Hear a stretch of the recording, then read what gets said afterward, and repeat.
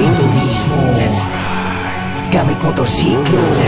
Motorcycle Republic, sama-sama tayong ikutin ang mundo. Unahin natin ang Batanes hanggang sa hulo. Palaguin turismo gamit motorsiklo. Motorcycle Republic, sama-sama tayong ikutin ang mundo. Unahin natin ang Batanes hanggang sa hulo. Palaguin turismo gamit motorsiklo. Motorcycle Republic.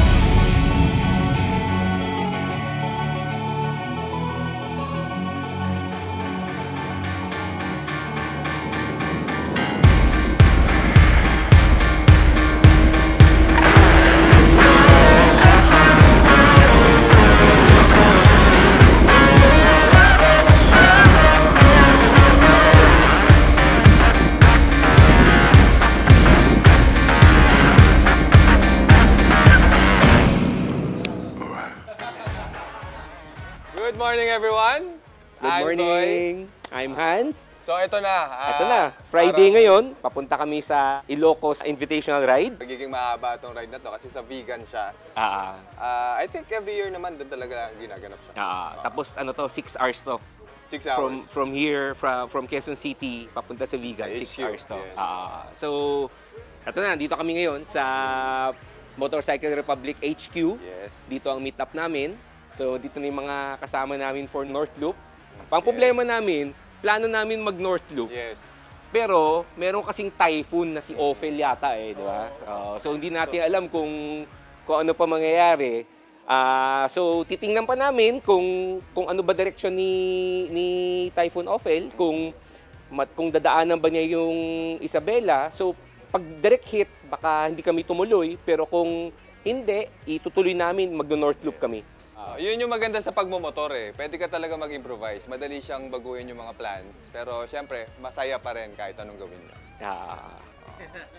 So ito na, the main reason kung bakit tayo nagsibili ng mga motor natin para maikot ang Pilipinas. Correct.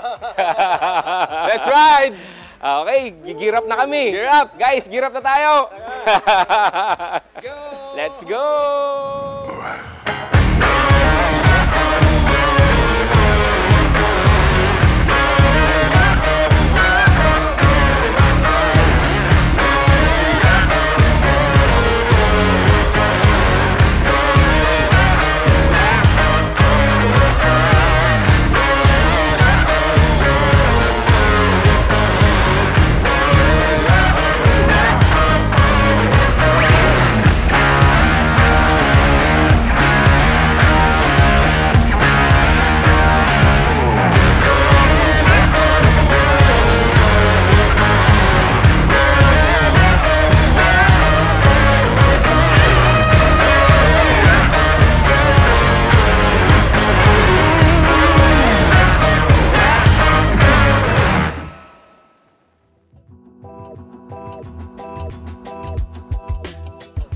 Time check, 5 minutes before 8 a.m. So, nandito kami sa PTT station, which is the last gasoline station before pumasok ng TPLEX. Kailangan talaga tumigil dito kasi wala ka nang titigilan sa TPLEX eh. Almost estimated 84 kilometers siguro yun. Next stop namin is sa may Rosario, La Union. So, kita-kita tayo doon.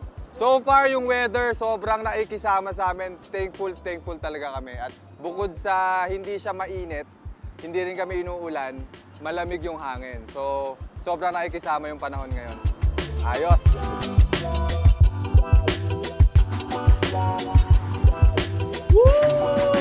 So, kita nyo naman, nandito rin nagsa-stop over lahat ng mga papuntang vegan.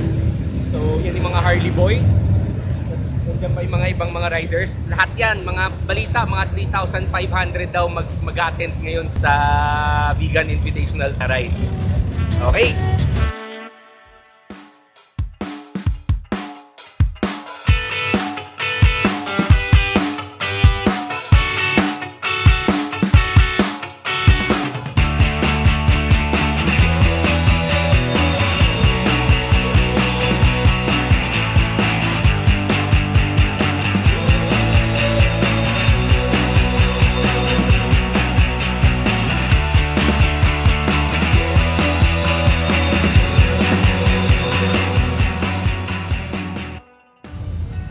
guys, nandito na kami sa dulo ng TPLEX. So ito yung second stop namin. Galing kami dun sa first stop natin sa PTT. Magko-coffee lang yung mga ibang kasama natin. Si Lola nagugutom na kasi.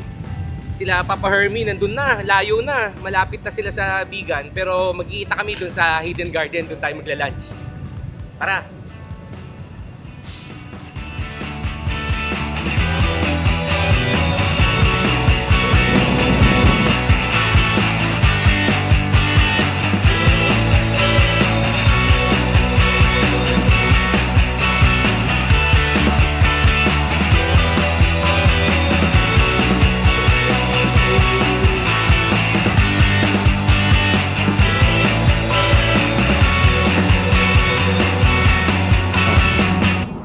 Pahinga muna kami.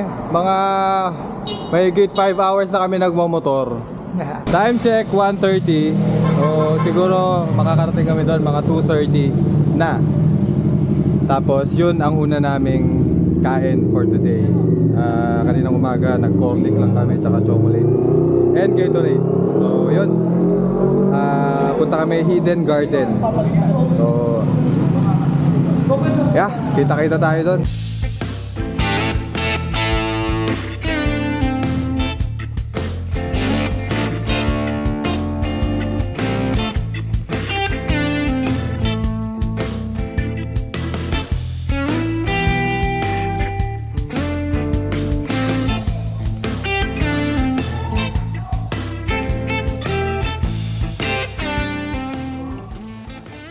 Okay, andito na tayo sa Ilocos Sur, Vigan. So, ang isa sa mga dapat puntahan dito na lugar is yung Hidden Garden. So, titingnan natin kung gaano siya katagong-tago. Kasi, sabi nila, this is a must-see place daw dito sa Vigan. Tara, samahan niyo ako. So, ayan na. Naglalakad tayo, papasok ng Hidden Garden. So, ayan, may nakalagay dyan. Welcome to Hidden Garden. Hello! Hello! Nice meeting you. Yes. Sabi nila, Yes, sir. pag pumunta ka raw dito sa Bigan, kailangan must see daw tong lugar niyo. So, baka gusto mo kong iikot at ikwento dun sa iyong magandang Hidden Garden. Oh, thank you, sir. You are most welcome dito sa Hidden Garden. At ipapaliwanag ko rin later kung bakit sinabi na Hidden Garden. Okay. Yeah. So, tara, ikot tayo. Okay, sir, dito Siya po. po yung may-ari, siya po si Tita Glo. Magandang hapon. Welcome to Hidden Garden. Tayo po'y mamamasyal at makikita nyo kung bakit ito'y tinawag na hidden. At marami rin kayong malalaman tungkol sa mga iba't ibang naka-showcase na mga halaman namin dito. At even ang aming restaurant wherein we also serve mga iba-ibang Ilocano dishes. Yun. Tita Glo, dati rin daw kayong teacher. Yes, sir. Saang school? Saan kayo? St. Mary's Pasay, Manila. Wow! I've been there for more than 10 years. So, teacher kayo, tapos Yes. naisip niyong magtayo ng restaurant dito sa Vigan. Actually, ano siya, the story behind is, ang vegan kasi ay naging World Heritage. At the same time, naging 7 Wonders. Correct. So, ang ginawa sa amin ni Mayor Eva nung time na yon, siya kasi ang ongoing at talagang very active about doon sa paano gagawin na ang vegan ay ito ay na-colonize ng mga Spanish and they have been with us for more than 300 years. So, napakarami yung pwedeng i-showcase. Even yung mga antique houses, mga pagkain, kultura at iba pa na iniwan sa atin ng mga Espanyol. So, na-invite kayo ni Mayor Yes. na magtayo ng restaurant. Yes, but nauna muna ang aming Hidden Garden. Kasi si Sir Francis, mismong owner, siya mismo yung talagang mahilig sa plants. So dito, as you notice, habang tayo umiikot, napakaraming halaman na talagang pinasikat ng Hidden Garden. Kaya pala nakikita Yes. ko, nakalagay dyan na may landscaping din kayo. Yes, sir. Sa business ninyo, na may Yes, sir. Yes, landscaping. yes. Nauna. At the same time, may restaurant pa. Okay, sir. Yes.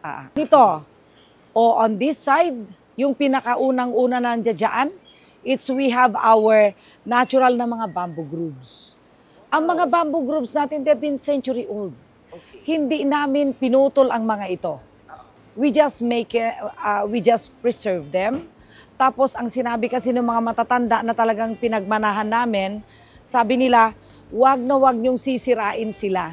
Dahil maraming maibibigay. Una muna, it's more on pwede tayo doon sa, katulad yan, pagkuhanan mo siya ng pwede sa gagamitin sa kubo, tapos ang iba ay gagamitin sa panggatong, at ang pinaka-importante na gusto nila, ito'y ginagawa niyang malilim ang lugar, malinis. Kaya ito, si Sir Francis niya yung talagang mismong nandito na talagang totally na nagme-maintain. Because he was then an OFW, pero nung sinauna ito nung mga 1970s, wala pa ito. Lahat na nakikita niyo, wala pa. Yun nga lang, dumating siya in 1997 and he tried to ayusin na rin ang lugar namin. Pero nauna na pinasikat ni Sir Francis ay yung mga kanyang mga bonsai sa likuran.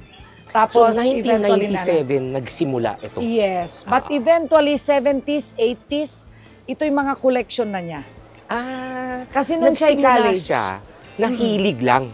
Yes. Noong 1997, doon na naging negosyo. Correct. Wow, Yeah. Pero ang he was ganda. then galing, babuyan ito for 2 years, pero after that, parang sinasabi sa amin ang ine-encourage kami ng city at saka ang province o Ilocos Sur. Baka naman pwede nating gawing tourist area ito, tapos ito ay magiging talagang part na dinadayo ng mga turista. So yun na siya.